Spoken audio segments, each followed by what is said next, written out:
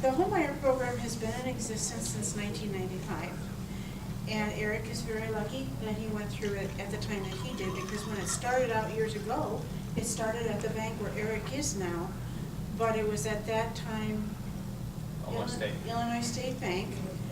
We did sort of a charter program there, and when the program started, if Eric had bought his home then, he would have gotten a loan for 20% of the purchase price at 2.5% interest, and he would have had to pay it back. He said that he got a grant from us, which isn't quite true. It's actually a 5-year forgivable loan, because we did have a lien on his property for that 5 years. But the program has evolved a lot over the last number of years since it began. Basically what we have is a program that helps first-time home buyers with down payment and closing costs. There are certain stipulations, because our money either comes from HUD or from the state in the form of grants that they give to us. So they have to be within certain income guidelines.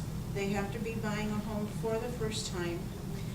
And they have to have a credit score of at least 620, and preferably 2-year steady income already behind them.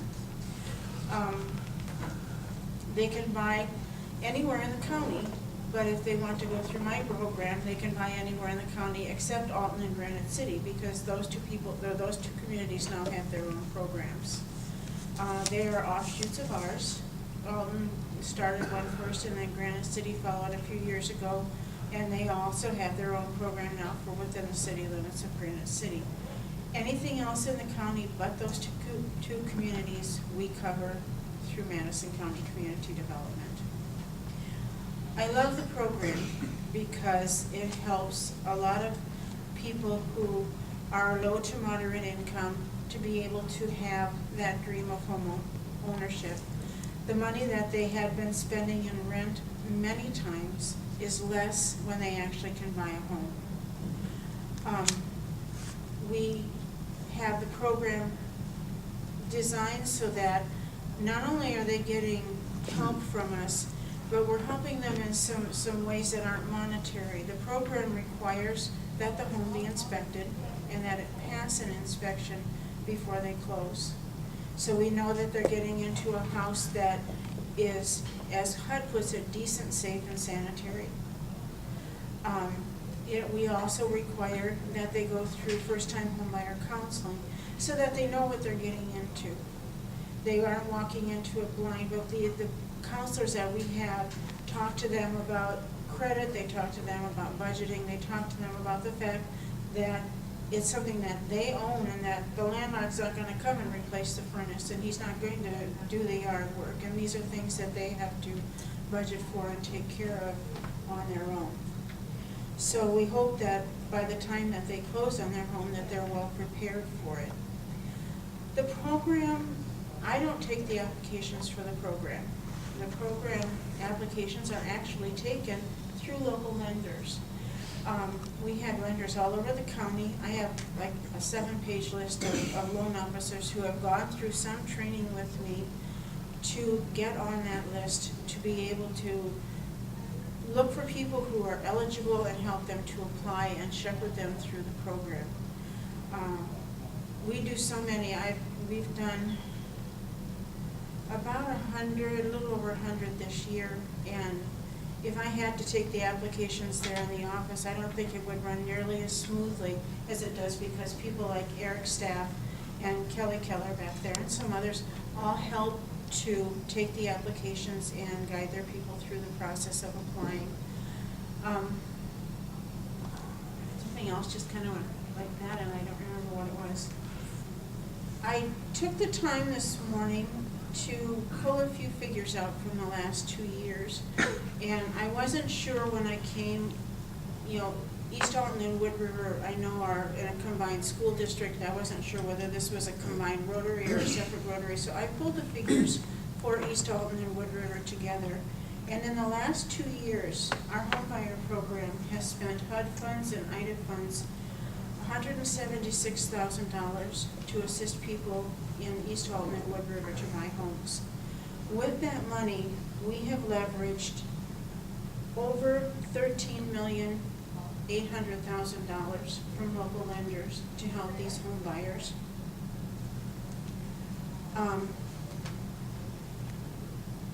And we have helped 50 households in that 2 years. And that's just in the last 2 years, and that's really, in some ways, a slow 2 years, because you know what the market's been like.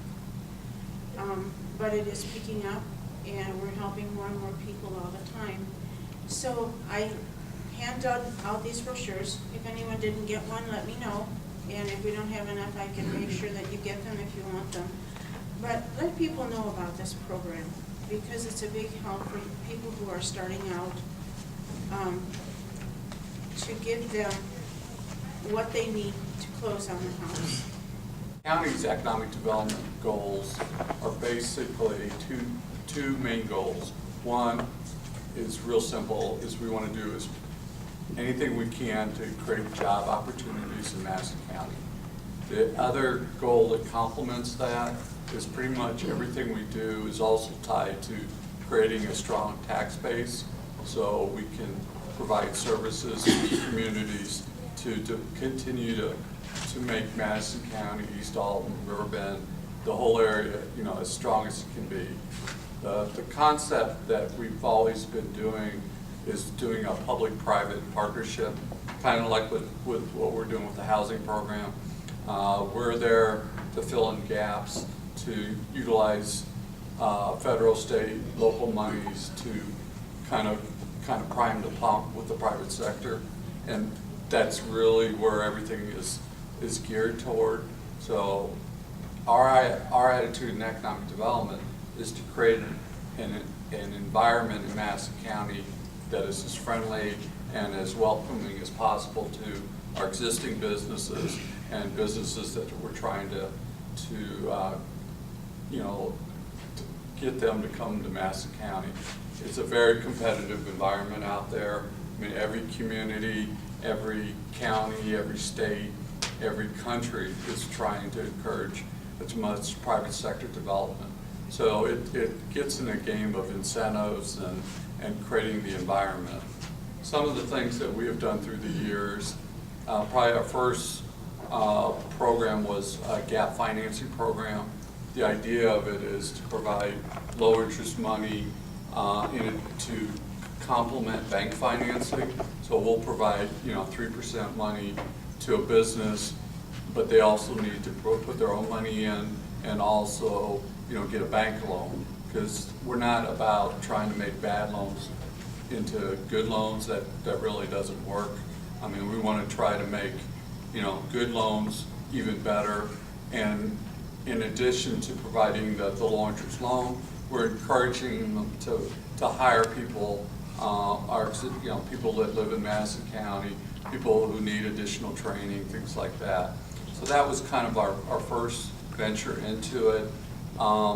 And then historically, we were able to get what's called a UDAG grant back in the Jimmy Carter days, which was used to reopen A.O. Smith, which turned into Tower, which unfortunately is something else now. But we received a $2.5 million loan to do that. They paid that money back. Basically what we've done with that is capitalize what's called our UDAG program, and that $2.5 million, if we cashed in every loan today, we'd probably have $7 million. And we've probably revolved it over and over several times. And what we've done with that is what we call infrastructure loans, where we provide monies to the village of East Alton, the city of Alton, all the different communities to provide either infrastructure that would help a business locate here or expand, or make the environment better for a company to locate here.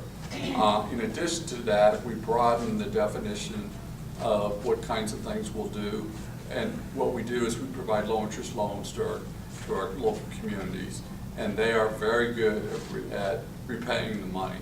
So it's a pretty safe investment, and with the infrastructure, you're creating an environment for whatever project is going to occur there. But typically, you put in a road, you put in sewers, that's going to make additional land available, which continues to bring more development down the line. So the infrastructure program has probably overtaken our gap financing program as one of our biggest loan program products, and because it basically it provides help for that project, and then down the line it creates more environment for future development. So we're really pleased with that program. Another thing that we got involved with is the enterprise zone program.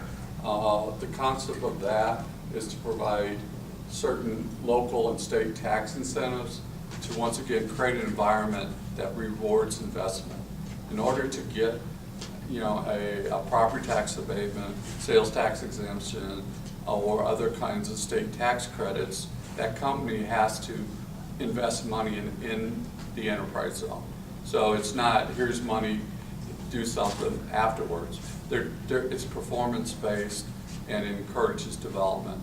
And it's been used by our big companies like ConocoPhillips, Olin, and U.S. Steel. There's certain incentives that really help them.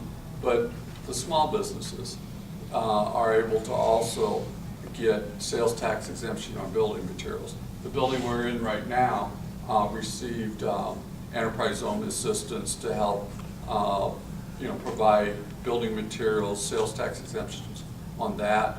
That combined with the TIP program that the city put in place creates the environment that allows developments like this, or the Walgreens across the street, or Olin, or all kinds of different things.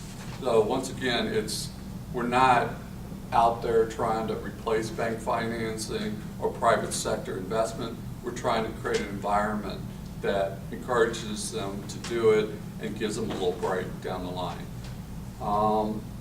Other things that we've been involved with is more kind of technical assistance or bringing the communities together. When people are looking for projects, they typically don't say, I want to look at East Alton, or I want to look at Alton, or a lot of investors really don't know where the boundaries are. And when they look to an area, they're looking at markets. So kind of a market would be go to the county and say, hey, we're interested in your area.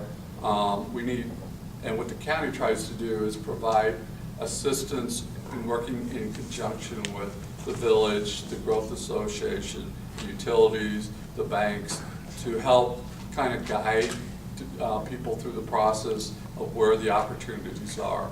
So a lot of times we'll have people looking, and we'll have them looking at 4 or 5 different locations throughout Madison County. And basically our attitude is, we want you to come somewhere. We don't want to encourage, infighting or anything like that. We want to try to, provide similar assistance to everybody. We're not always totally successful because it's not a perfect world, but we're really trying to, to encourage, our communities to work together, so they're not, cutthroat competition between them. Things like the enterprise zone has tended to help that, and quite honestly, our mayors, they realize that, working against each other does not help anything. It generally, if you badmouth your community next door, if somebody's coming in and hears that, they're gonna not have the best impression of the area. So if we could present Madison County, as we're a united area, and we're trying to, give you the opportunity to make the best location decision. It doesn't always work smoothly because, people are people, but, the communities, for the most part, get it and are trying to work together. That's a real quick overview of the kinds of things we're doing, but our philosophy is partnership, leverage, and cooperation are kind of our key words that we really try to work on. And I appreciate the time and to be able to give you a little information. I did give you a one-pager that kind of goes through a little more detail of some of our programs, has contact information. I would encourage you, if you have anything that you think that we might be able to help with, to give us a call. or work through the village or, you know, some of our other partners. Because we're all about, you know, presenting a united front for Madison County and all our communities.